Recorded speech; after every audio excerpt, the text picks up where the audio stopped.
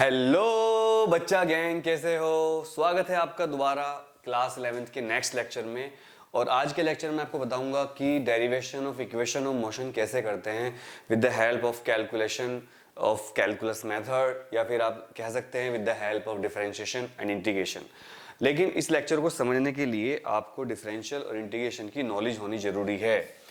इससे पहले लेक्चर में motion in a straight line में ही मैं एक वीडियो ऑलरेडी डाल चुका हूं, जिसमें मैंने आपको बताया है कि how to differentiate and integrate the functions which are useful for class 11th physics. लेकिन आज थोड़ा सा मैं और आपको रिवाइज करवा देता हूं। तो अभी जो मैं बता रहा हूं आपको, that is the revision of calculus, और इसको आप ध्यान से देखिए। रिवीजन ऑफ कैलकुलस क्या है? रिवीजन ऑफ फिजिक्स कैलकुलस, मतलब कैलकुलस तो बहुत बड़ी है, बट जो अभी मैं आपको बता रहा हूं वो फिजिक्स में यूज होने वाली कैलकुलेशन है। सारे 11th के बच्चे ध्यान से देखिए, और कॉन्फिडेंट नहीं होना चाहिए, क्योंकि अगर आपको आती है तब भी आपको ध्यान से पढ़ना चाहिए इसको। Revision of physics calculus. पहला, अगर कहीं लिखा हो इंटीग्रेशन और डीवी का निशान तो इसका मतलब वी होता है। दूसरा, अगर लिखा हो dt और इंटीग्रेशन तो इसका मतलब t होता है। तीसरा, अगर कहीं लिखा हो ds तो इसका मतलब s होगा। कहने का मतलब आप समझ गए होंगे कि अगर इंटीग्रेशन का निशान हो, d लिखा हो और फिर आगे कुछ भी लिखा हो, जैसे पप्पू लिखा हुआ है, तो इसका मतलब क्या हो जाएगा? पप्पू हो जाएगा इसका मतलब। Is it clear? मेरे ख्याल से सबको समझ में आ रहा होगा, ये कोई दिक्कत नहीं है किसी को भी। ये यहाँ पर बेसिक सी बात है, मैंने आपको बताई है। इसी से बहुत सारे क्वेश्चन आपके सोल्व हो जाएंगे। अच्छा, इसके बाद हमारे पास कुछ और भी फॉर्मूले हैं जो आपको समझने पड़ेंगे। जैसे इंटीग्रेशन लिखा हुआ है, अगर कहीं v dv ऐसे लिखा हुआ है, तो अब ये नहीं कटेगा। अब इसका आंसर आएगा, यहाँ पर कितनी पावर है? 1, तो इसका आंसर आ जाएगा v²/2। लेकिन अगर यहाँ पर लिमिट लिखी हो, जैसे यहाँ पर लिखा हो u और v, तो इसको बोलते हैं लोअर लिमिट। क्या बोलते हैं इसको? Lower limit. और इसको क्या बोलते हैं? Upper limit. तो ये फंडा यहां पर ध्यान रखना आपको। अब इसके बाद क्या होगा? कुछ नहीं करना, v²/2 है, इसकी जगह v की जगह एक बार अपर लिमिट रखनी है, तो v²/2, फिर माइनस लोअर लिमिट रखनी है u²/2। तो ये इसका आंसर आ जाएगा। आई होप आपको ये समझ में आ गया होगा, और इसको जो है आप नोट कर लीजिए, हमारे पास तो सेव रहता है। अब मैं नेक्स्ट पेज शुरू करता हूं अपना। तो अगर ये क्लियर हो गया हो, अब नेक्स्ट पेज पर आ जाते हैं। हम कर रहे हैं derivation of equation of motion. तो नेक्स्ट पेज पर आते हैं और समझते हैं चीज़ों को। देखिए, मैं एक एग्जांपल लेता हूँ। एग्जांपल ले लेते हैं, मान लो लिखा हुआ है u²/2 du। जैसे ये होगा ऐसे ही ये होगा, जैसा फंक्शन होता है ऐसा ही ऑपरेटर होता है, इसको ऑपरेटर बोलते हैं, ये आप ध्यान रखिएगा। तो भाई इसका अगर करना है मुझे u²/2 का, तो हो जाएगा 1/2 कांस्टेंट, और इंटीग्रेशन किसका होगा? केवल u² का du। तो इसका क्या आंसर आएगा? 1/2, जितनी भी पावर होती है उसको एक बढ़ा दो, तो u³ और उससे डिवाइड कर दो, u³/3, तो कितना आएगा? u³/6। ये इसका आंसर आ गया। क्लियर? तो ये बहुत आसान सी चीजें मैं आपको बता रहा हूँ और आपकी समझ में भी आ रही होंगी। अब अगर मान लो कहीं पर लिखा हुआ है इस तरह u du ऐसे लिखा हुआ है, और यहाँ पर लिखा हुआ है 1 2, तो पहले आप इसका नॉर्मल इंटीग्रेशन कर लीजिए। u का इंटीग्रेशन होगा u²/2, और फिर यहाँ लिखेंगे 1 2, तो एक बार आएगा u की जगह 2 का स्क्वायर/2, फिर लिखेंगे -1 का स्क्वायर/2, तो क्या आएगा ये? 4/2 -1/2, तो कितना आया? 3/2। तो इस तरह से आप इंटीग्रेशन के क्वेश्चन आराम से सोल्व कर सकते हैं, कोई बड़ी बात नहीं है, बिल्कुल भी आसानी से आप इसको कर सकते हो। क्लियर हुआ? समझ में आ रहा सबको? तो भाई ये था हमारा बेसिक इंटीग्रेशन। अब मैं आपको इक्वेशन ऑफ मोशन शुरू करवाना चाहता हूं। तो पहली डेरिवेशन करेंगे, derivation of first equation of motion, first equation of motion by calculus method. Calculus method से हम पहली डेरिवेशन कर रहे हैं, पहली इक्वेशन का डेरिवेशन कर रहे हैं कैलकुलस मेथड यूज करके। तो समझने की बात है, यहां पर समझ लीजिए। आपको तो पता होगा फर्स्ट इक्वेशन क्या होती है। फर्स्ट इक्वेशन होती है v = u + at। इसके ग्राफिकल मेथड और न्यूमेरिकल मेथड आपको पता होंगे। आज मैं आपको बता रहा हूं इसका कैलकुलस मेथड क्या है। कैलकुलस मेथड को समझने के लिए आपको ये समझना पड़ेगा कि डिफरेंशियल इंटीग्रेशन का यूज़ कैसे करते हैं। हर डेरिवेशन एक फॉर्मूले से स्टार्ट होगा। जैसे पहला डेरिवेशन स्टार्ट होगा इस फॉर्मूले से, तो आप लिखिएगा प्रूफ सबसे पहले, टीचर को इम्प्रेस करने के लिए प्रूफ, और फिर आप लिखिएगा वी नो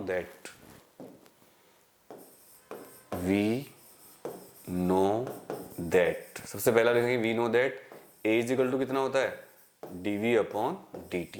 ये फॉर्मूले ऑलरेडी बता चुका हूं, याद रखिएगा। मैं यहाँ साइड में लिख देता हूँ। एक्सीलरेशन का फॉर्मूला होता है dv अपॉन dt और वेलोसिटी का फॉर्मूला होता है dx अपॉन dt। वैसे भी आपको पता होगा acceleration velocity upon time, velocity distance upon time. तो ये फॉर्मूले बार बार यूज होंगे, इनको आपको समझना पड़ेगा, तो a is equal to d v upon d t होता है। इसके नीचे 1 रख लीजिए, क्रॉस मल्टीप्लाई कर दीजिए, तो dv कितना आएगा हमारा, a dt। कितना आएगा dv, a dt, ये आ जाएगा। तो dv का और दोनों साइड का इंटीग्रेशन करेंगे, तो यहाँ पर लिखेंगे IBS। IBS का मतलब क्या है, इंटीग्रेटिंग बोथ साइड्स। IBS का मतलब क्या है, इंटीग्रेटिंग बोथ साइड्स। तो dv का इंटीग्रेशन a बाहर ले लेंगे और dt का इंटीग्रेशन, तो dv का इंटीग्रेशन क्या, और लिमिट लेंगे u टू v, और यहाँ पर क्या लेंगे 0 से t। इनको बोलते हैं लिमिट्स। इसका मतलब ये है, जैसे कि मैंने आपको कल ही बताया था, अगर एक कार लेते हैं हम और ये कार अभी u स्पीड से शुरू करती चलना, after time t the speed becomes v, the acceleration is a, so we have taken limits as the initial velocity was u, the final velocity is v, when the journey started the time was 0, and after the journey total time taken by the object is t, and acceleration involved is a, so what will be the integration of dv, this will be v, और यहाँ पर लिखेंगे u to v।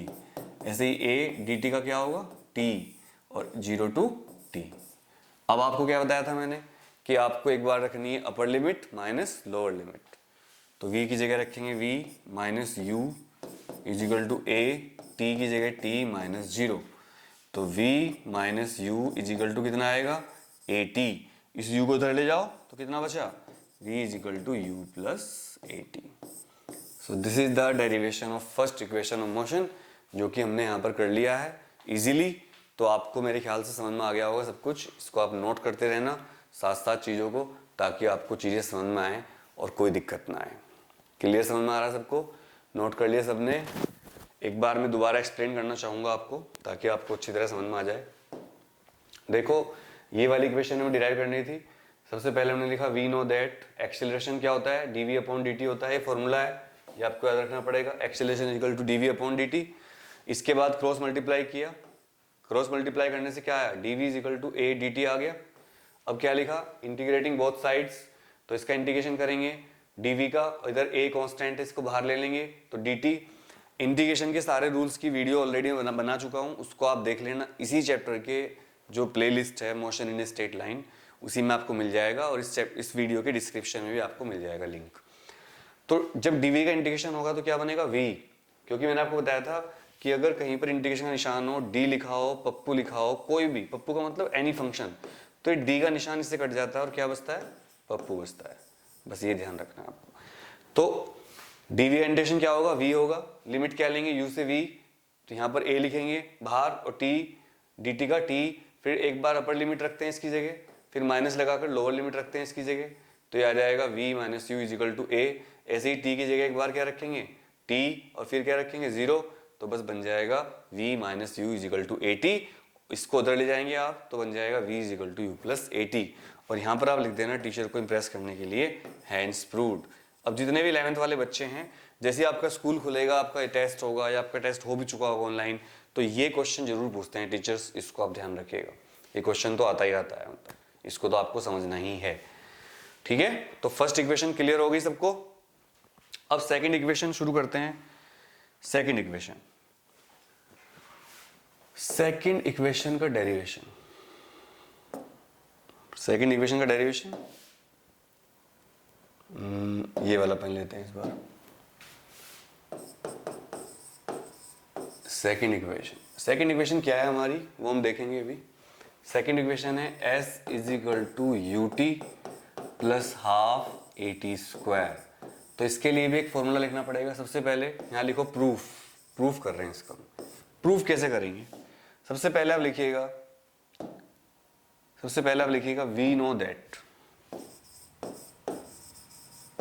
We know that का क्या मतलब होता है? हम जानते हैं कि, हालांकि आप जानते नहीं हो फिर भी लिख देना, इंप्रेशन पड़ेगा आपका। We know that v is equal to कितना होता है? dx upon dt। यार कोई डरने की बात नहीं है, वही फॉर्मूला है, velocity is equal to distance upon time, या velocity is equal to displacement upon time, बात तो एक ही है, याद है ना, डिस्प्लेसमेंट अपॉन टाइम, कभी डर जाओ इससे। तो इसके नीचे 1 रखिए, क्रॉस मल्टीप्लाई कर दीजिए, तो क्या आएगा आपके पास? ये निशान जरूर लगाना इंप्लाइज दैट का, आपका निशान आएगा dx is equal to v dt, ये आ जाएगा। लेकिन v की वैल्यू में पता है, तो आपको लिखना है बस, यहां पर आपको लिखना है but v is equal to कितना होता है? u plus at। तो ये वाली v की वैल्यू आप यहां रख दीजिए इसमें, तो क्या आएगा आपके पास? dx is equal to v की जगह क्या लेंगे? u प्लस at, और यहां पर क्या लिखेंगे? dt। क्लियर यहां तक? कोई डाउट किसी को? सबको समझ में आ रहा होगा, कोई प्रॉब्लम नहीं होनी चाहिए किसी को भी। इसके बाद क्या करेंगे? इसके बाद क्वेश्चन सोल्व करेंगे। कैसे क्वेश्चन सोल्व करेंगे वो भी देख लीजिए आप सब। देखो आपके पास जो इक्वेशन आई है वो आई है dx इज इक्वल टू, ये dt की वैल्यू अंदर ले जाओ, मल्टीप्लाई कर दो, u dt plus at dt, ऐसे करेंगे इसको। क्लियर समझ में आ रहा है? dx is equal to u dt plus at dt, ये करेंगे हम इसको। तो जब करेंगे, अब आपको कुछ नहीं करना, आपको लिखना है इंटीग्रेटिंग बोथ साइड्स, IBS की फुल फॉर्म क्या है? Integrating both sides. तो करो भाई, इंटीग्रेशन ऑफ dx। अब एक बात सोचिए, जब कार ने चलना शुरू किया, ये पाथ था हमारा, ये सड़क है स्ट्रेट लाइन पर, and this is the car. Car की इनिशियल वेलोसिटी कितनी है? u। t टाइम तक चली, कार की स्पीड कितनी हो गई? v। इस दौरान कार ने कितना डिस्प्लेसमेंट किया? s, और एक्सेलरेशन कितना है? a। ये सिचुएशन है, इसको आप समझ लीजिए। सिचुएशन क्लियर है? During the motion the initial velocity of the car is u, after time t and acceleration a, the velocity of the car becomes v, and the displacement during this total duration or total journey, the distance or displacement covered by the object is what? s। समझ में आ रहा है ना? तो बस limit क्या लेंगे? शुरुआत में जब कार चली नहीं थी तो इसका डिस्प्लेसमेंट कितना था? 0, और इतना चलने के बाद डिस्प्लेसमेंट कितना हुआ? s। तो यहाँ के कोऑर्डिनेट क्या हुए? s0, और यहाँ के कोऑर्डिनेट क्या हुए? 0 0। अगर कोऑर्डिनेट सिस्टम पर देखना हो तो जो मैं बोल रहा हूँ उसको आप ध्यान से देख लीजिए। तो लिमिट क्या लेंगे? 0 to s is equal to u बाहर लेंगे, dt का इंटीग्रेशन होगा, और लिमिट क्या लेंगे? 0 टू t, प्लस यहाँ लिख लेते हैं a कांस्टेंट है, बाहर आ जाएगा, और इंटीग्रेशन होगा t का dt के रेस्पेक्ट में, लिमिट क्या होगी? 0 टू t। तो इसको मैं थोड़ा सा अलग कर देता हूँ, नहीं तो आपको लगेगा कि क्या हो गया, इतनी इक्वेशन है। ये देख लीजिए, यहाँ लिखी है मैंने, ठीक है, कोई दिक्कत तो नहीं किसी को? अच्छा बताओ ds का इंटीग्रेशन क्या होगा? ds का इंटीग्रेशन होगा x, और लिमिट क्या है? 0 to s is equal to u। dt का इंटीग्रेशन क्या होगा? t, और लिमिट क्या है? 0 to t plus a। t का इंटीग्रेशन क्या होगा? यहाँ पर पावर 1 है तो क्या बन जाएगी? t²/2, बता चुका हूँ ऑलरेडी, और लिमिट क्या लेंगे? 0 टू t। एक बार रखेंगे upper limit minus lower limit, तो x की जगह s रखोगे, माइनस लगाओगे, 0 is equal to u, upper limit minus lower limit plus a/2, बाहर ले लीजिए, कांस्टेंट सारे बाहर आते हैं, t² की जगह t माइनस 0। तो आप ध्यान से देखिए, आपके पास आंसर आ चुका है, s is equal to ut plus half at²। ये आ गया हमारा सेकंड डेरिवेशन पक्का। एक बार रिपीट करेंगे इसको, यहाँ पर आप लिख देना ध्यान से, हैंड्सप्रूट। क्या लिखोगे? हैंड्सप्रूट, या HP लिख सकते हो, हिमाचल प्रदेश। अरे हिमाचल वालों, अरे हिमाचल वालों, तुम्हारा नाम तो छा गया भाई, यहाँ पर भी H लिख दिया, ठोक दो लाइक इसी नाम पर, जितने भी हिमाचल के बच्चे इस वीडियो को देख रहे हैं, और सारे ही देश के बच्चे, क्योंकि सारा देश एक है, वी आर वन, ना हिंदू ना मुस्लिम ना सिख ईसाई, ना कोई जात ना पात, वी ऑल आर इंडियंस। तो सारे इंडियन, जो भी अपने आप को इंडियन मानता हो, ठोक दो लाइक वीडियो को इसी नाम पर। अब मैं आपको ये वीडियो ये लेक्चर एक बार जो भी मैंने पढ़ाया है सेकंड इक्वेशन का डेरिवेशन, इसको एक बार आपको करके दिखाता हूँ रिपीट, ताकि आपको चीजें समझ में आ जाए। देखो, हमें डिराइव करना था s is equal to u t plus half a t square. इसके लिए हमने लिखा we know that v is equal to होता है d x upon d t. Formula ये समझ लीजिए कहाँ से आया है, क्योंकि आपको पता है डिस्प्लेसमेंट अपॉन टाइम वेलोसिटी होती है, तो d लगा दिया डिफरेंशियल फॉर्म में। तो v इजिकल टू कितना हो गया D x upon d T. इसके बाद कुछ नहीं किया, क्रॉस मल्टीप्लाई किया, तो v d x is equal to d x बन जा डी एक्स, और v into d t, v d t ये आ गया। लेकिन v की वैल्यू हमें पता है, v की वैल्यू होती है दोस्तों v is equal to u plus a t. तो तुम लोगों को क्या करना है, ये v की वैल्यू यहाँ रखनी है बस। तो जब आप ये v की वैल्यू यहाँ रखोगे तो dx कितना बन जाएगा, v की जगह u plus a T D T. तो आपका जब इंटीग्रेशन दोनों साइड का करेंगे तो इंटीग्रेशन ds का अलग होगा, u कांस्टेंट है ये वाला बाहर आ जाएगा, तो dt का इंटीग्रेशन होगा, उसके बाद a कांस्टेंट, t का इंटीग्रेशन होगा, x ds का इंटीग्रेशन क्या होगा x, और dt का इंटीग्रेशन क्या होगा t, और t का क्या होगा t स्क्वायर बाई 2। इसके बाद लिमिट रख दी, आंसर आ गया।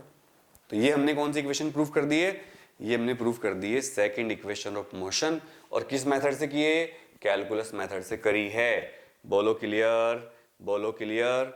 अरे 11th वालों, अरे 11th वालों जान लगा दो भाई, फ्री पढ़ा रहा है तुम्हारा भाई, कोई ऐप नहीं, कुछ डाउनलोड नहीं, कोई फीस नहीं देनी, पूरा लेक्चर फ्री, सारा कोर्स जल्दी कर देंगे, 3 महीने में खत्म। बस आप लोग पढ़ते रहो मेहनत से। अब थर्ड इक्वेशन की तरफ चल रहे हैं। तो ये रही हमारी थर्ड इक्वेशन। एक बार मैं रिपीट कर देता हूँ हमने कहाँ से स्टार्ट किया था। सबसे पहले मैंने आपको बताया था derivation of equation of motion by calculus method, जिसमें मैंने आपको सारे फॉर्मूले रिवाइज करवाए थे, देख लो सारे फॉर्मूले। इसके बाद मैंने आपको कुछ क्वेश्चन करवा कर दिखाए थे। इसके बाद हमने यहाँ पहली इक्वेशन का डेरिवेशन किया, ये सेकंड का डेरिवेशन किया, और भाई अब मैं कर रहा हूँ थर्ड इक्वेशन का डेरिवेशन। कर दूँ, परमिशन है आप लोगों की? ये लो भाई, परमिशन दे दी आप लोगों ने, तो अब मैं डेरिवेशन कर रहा हूं। इससे लिख के देखें। चलो भाई, लो राम का नाम। Third derivation of third equation. Third equation का नाम तो पता होगा सबको। थर्ड इक्वेशन का नाम क्या है, बताओ कौन बताएगा? v square is equal to u square plus 2as। ये है थर्ड इक्वेशन तुम्हारी, ठीक है? नोट कर लीजिए अच्छी तरह से, समझ लो इसको। थर्ड इक्वेशन है v square is equal to u square plus 2as। ये हमारी थर्ड इक्वेशन है। अब थर्ड इक्वेशन का डेरिवेशन करना है हमें, तो क्या करना पड़ेगा, वही फॉर्मूला यूज करना पड़ेगा जो पहली बार किया था। तो यहाँ पर लिख दो प्रूफ, और फिर लिखो अपना फेमस डायलॉग, जिससे टीचर हो जाएगा इम्प्रेस। वी नो दैट, क्या है वी नो दैट, क्या पता है आपको? असल में आपको पता है थोड़ी सी बात, और आपको पता है कि a इज इक्वल टू होता है dv upon dt। Acceleration is equal to change in velocity upon time. 9th में आपने पढ़ा होगा, ये 9th वाले बच्चों को पता होगा। dv का मतलब होता है v माइनस यू, और dt का मतलब होता है t1 माइनस t2। और इसी को हम लिखते थे डेल्टा v, और इसको हम लिखते थे डेल्टा t 9th में। बस ये डेल्टा अब क्या बन गया d, और ये डेल्टा क्या बन गया d। तो आपके पास a इज इक्वल टू कितना आ गया, dv अपॉन dt। क्लियर, समझ में आया? तो जब a is equal to dv upon dt, यहाँ पर थोड़ी सी कलाकारी करनी पड़ेगी। दोबारा लिख लो, a is equal to dv upon dt है। अब आपको करना क्या है कि न्यूमरेटर और डिनोमिनेटर में मल्टीप्लाई करनी है dx से। तो यहाँ पर भी dx से मल्टीप्लाई कर रहा हूँ मैं, और यहाँ पर भी कर रहा हूँ, तो कोई फर्क नहीं पड़ा, मल्टीप्लाई कर दी हमने, कोई फर्क तो नहीं पड़ा, बताओ। अब इसको इसके साथ लिख लो, और इसको इसके साथ लिख लो, बस ये करना है आपको, ठीक है? इसके बाद ही डेरिवेशन आपका हो जाएगा। दोबारा देख लीजिए, इसको इसके साथ लिखना है, इसको इसके साथ लिखना है, तो क्या आएगा बच्चों? आएगा आपका a इज इक्वल टू, ये क्या बनेगा, dv अपॉन dx एक साथ लिखने पर, इंटू ये क्या बनेगा, dx upon dt, dx upon dt। लेकिन आपको पता है dx अपॉन dt क्या होता है दोस्तों? dx अपॉन dt क्या होता है, तुम लोग बताओ जल्दी? वेलोसिटी। क्या होता है? वेलोसिटी। तो a इज इक्वल टू कितना हो जाएगा, dv अपॉन dx, और ये क्या बन गया, वेलोसिटी। अब देखो dv dv एक साथ हैं तो इनकी दोस्ती हो जाएगी। इसके नीचे 1 रखो, क्रॉस मल्टीप्लाई करो। याद रखिएगा, जितनी भी इक्वेशन ऑफ मोशन है सारी क्रॉस मल्टीप्लाई से ही डिराइव होती है।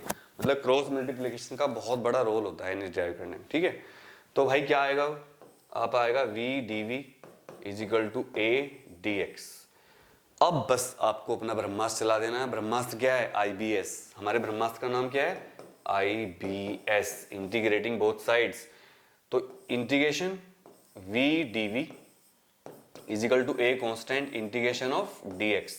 और जैसे कि मैं आपको हमेशा बताता हूं कि हम सारा जो डेरिवेशन कर रहे हैं एक कार के हिसाब से कर रहे हैं, और ये कार ये यहाँ पर इस स्ट्रेट लाइन पर चल रही है। वैसे पॉइंट पार्टिकल के लिए होती है, बहुत छोटे पार्टिकल के लिए। और इस कार की जो वेलोसिटी है इस टाइम, वो वेलोसिटी शुरू में कितनी है? u, और आफ्टर टाइम t वेलोसिटी कितनी हो जाती है? v, और इस दौरान कितना डिस्प्लेसमेंट होता है? s, और एक्सेलरेशन कितना होता है? a। तो ये सारी कहानी है यहाँ पर। अब हमें डेरिवेशन करना है, तो भाई v की पावर यहाँ पर कितनी है? 1, और यहाँ ds खाली है। तो जब और लिमिट क्या लेंगे? u से v, क्योंकि गाड़ी की स्पीड शुरू में कितनी थी? u, तो ये बनी ll का मतलब लोअर लिमिट, और ये v क्या है? Upper limit ul। तो v यहाँ रख देंगे और u यहाँ जाएगा। इसके बाद डिस्प्लेसमेंट शुरू में कितना था? 0, और यहाँ पर कितना हो गया? s, तो यहाँ पर आएगा 0, यहाँ पर आएगा s। इसको समझ लीजिए आप, क्योंकि बहुत से बच्चों को ये नहीं पता चलता कि लिमिट किस हिसाब से ली जाती है। तो लिमिट लेने का फंडा ये होता है कि जहाँ से स्टार्ट हुआ जहाँ तक गए, शुरुआत में स्पीड कितनी थी? u, बाद में कितनी हो गई? v, शुरुआत में डिस्प्लेसमेंट कितना था? 0, बाद में कितना हो गया? s। Clear clear clear. Next page पे जा रहे हैं।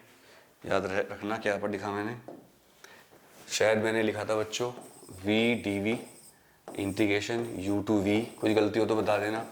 और यहाँ पर a था, और यहाँ पर क्या था? dx, और 0 to s, यही था ना? गलती हुई तो तुम्हारी मानी जाएगी, अगर गलती हुई तो तुम लोगों की मानी जाएगी। ध्यान रखना भाई, मेरी कोई गलती नहीं होगी इसमें। अच्छा, इस पर आ जाओ। v का यहाँ पावर v की 1 है, तो इसका इंटीग्रेशन क्या हो जाएगा? v²/2 लिमिट लोअर और अपर। a बाहर है, x का इंटीग्रेशन क्या होगा? ds का x, और लिमिट क्या लेंगे? 0 to s। एक बार अपर लिमिट रखते हैं, माइनस लगाते हैं, फिर लोअर लिमिट रखते हैं। किसकी जगह? इसकी जगह। तो v की जगह v रखोगे तो कोई फर्क नहीं पड़ेगा, फिर v की जगह u रखोगे तो फर्क पड़ेगा। और x की जगह क्या रखें एक बार? s minus 0। जिनको इंटीग्रेशन नहीं आता वो मेरी इंटीग्रेशन की वीडियो जरूर देख लेना, तभी समझ में आएगा तुम्हें। अच्छा, ये देखो इसमें से 1/2 कॉमन आ रहा है, यहाँ इंप्लाइज दैट लगाते रहना, इंप्लाइज दैट का बहुत इंप्रेशन पड़ता है। तो क्या बचेगा अंदर? v² minus u² is equal to as। ये आ गया हमारा। ये 2 उधर चला जाएगा मल्टीप्लाई होकर, तो जब 2 उधर जाएगा मल्टीप्लाई होकर तो क्या आएगा तुम्हारे पास? प्रूफ होकर, वो हम देखेंगे अभी। आपके पास आएगा v² माइनस u², ये 2 उधर जाएगा तो कितना हो जाएगा? 2as। और अगर आप इस u को इधर ले जाते हो तो आपका बनेगा v² is equal to u² plus 2as। And finally हमने प्रूव कर दी है थर्ड इक्वेशन ऑफ मोशन। और यहाँ लिखेंगे हिमाचल प्रदेश हैंस प्रूव्ड। और अगर मेरे जैसा मास्टर हुआ तो नंबर देगा ऐसे, ये 10 नंबर का टेस्ट, 10/10, ये आ गए तुम्हारे फुल नंबर, और साइन कर दूंगा यहाँ पर अपने ऐसे। ठीक है, तो एक बार रिपीट करते हैं इसको। तो जाते हैं पीछे, यहाँ से हमने डिराइवेशन शुरू किया था, v² equal to u² plus 2s का डेरिवेशन शुरू किया था यहाँ से। तो चलो मैं आपको समझाता हूँ। सबसे पहले हमने लिखा we know that a is equal to dv/dt होता है। फिर मैंने आपको बताया था dv का मतलब होता है चेंज इन वेलोसिटी, इसको डेल्टा v लिखते थे हम, और dt का मतलब होता है change in time, delta t लिखते थे। उसके बाद जो a is equal to dv/dt था, हमने इसमें दोनों ऊपर नीचे न्यूमरेटर और डिनोमिनेटर में, ये न्यूमरेटर होता है, नीचे डिनोमिनेटर होता है, dx से मल्टीप्लाई कर दी। लेकिन हमने क्या किया? हमने dx के नीचे इस वाले dt को लिख दिया। तो dv, ये वाला dv और ये वाला dx तो यहाँ आ गए, और dx/dt यहाँ आ गया। क्यों किया हमने ऐसा? क्योंकि हमें पता है dx/dt की वैल्यू कितनी होती है? v। तो a is equal to dv/dx तो अकेला रह गया, और ये क्या बन गया? ये चीज v बन गई। अब ये v और dv, ये v और dv एक साथ लिख लिए, और क्रॉस मल्टीप्लाई करके a इंटू dx एक साथ लिख दिया। फिर हमने अपना ब्रह्मास्त्र चलाया, ये ब्रह्मास्त्र है। ब्रह्मास्त्र क्या है? Integrating both sides. तो v dv is equal to a dx, limit लेंगे लोअर अपर। तो v का इंटीग्रेशन क्या होगा? यहाँ पर लिखा मैंने v dv, v का इंटीग्रेशन होगा v²/2, क्योंकि देखो इंटीग्रेशन में जितनी भी पावर होती है, इंटीग्रेशन होने के बाद वो पावर 1 बढ़ जाती है। तो यहाँ 1 था तो क्या हो गया? 2, और उससे डिवाइड हो जाता है, जितनी पावर होती है उससे डिवाइड हो जाता है। तो v²/2 और अपर लिमिट, और ये क्या है? Lower limit, is equal to a ds का इंटीग्रेशन क्या हुआ? x, lower limit upper limit. बस उसके बाद हमने वैल्यू रख दी। एक बार v की जगह रखेंगे v, एक बार v की जगह रखेंगे u, और बीच में लगाएंगे माइनस। तो v square upon two minus u square upon two is equal to a, x की जगह एस माइनस जीरो। एक बार यहाँ पर 1/2 कॉमन ले लीजिए, क्या बचेगा v square minus u square और ए, और यहाँ पर क्या बचा एस, तो ये 2 जाएगा उधर, तो v square minus u square is equal to 2as, या वी स्क्वायर इस यू को उधर ले जाइए, यू स्क्वायर प्लस 2as। तो ये हमने यहाँ पर थर्ड इक्वेशन प्रूव कर दी है। तो दोस्तों आपको पता होगा हमने आज कैलकुलस मेथड से पहली, दूसरी और तीसरी इक्वेशन प्रूव करी है, और इससे ज़्यादा सिंप्लीफाइड मेथड आपको नहीं मिलेगा। बहुत ही इजी तरीके से सबसे आसान डेरिवेशन अगर आप सोच सकते हो इक्वेशन ऑफ मोशन के, तो यही थे जो मैंने आपको बताए हैं। तो आपको बस फटाफट क्या करना है, आपको इसको एक बार रिवाइज करना है, घर पर बैठकर कॉपी में लिख कर देखना है, प्रैक्टिस करनी है। अभी इस लेक्चर को देखने के बाद 2 बार प्रैक्टिस कर लेना, और फिर मुझे उम्मीद है कि जब आपका टेस्ट होगा या आपको कोई भी टीचर इससे ये पूछेगा तो आप एक झटके में कर दोगे इसको और आपके फुल नंबर आ जाएंगे। इसी उम्मीद के साथ कि आप अच्छे नंबर लेके आएंगे फिजिक्स में और टॉप करोगे, मम्मी पापा का और देश का और हमारा नाम रोशन करोगे। विदा लेता है आपका भाई। सभी को नमस्कार, सत श्री अकाल, सलाम वालेकुम, जय हिंद, जय भारत, वंदे मातरम। टॉपर बनना है सबको, ठीक है, मेहनत करनी है।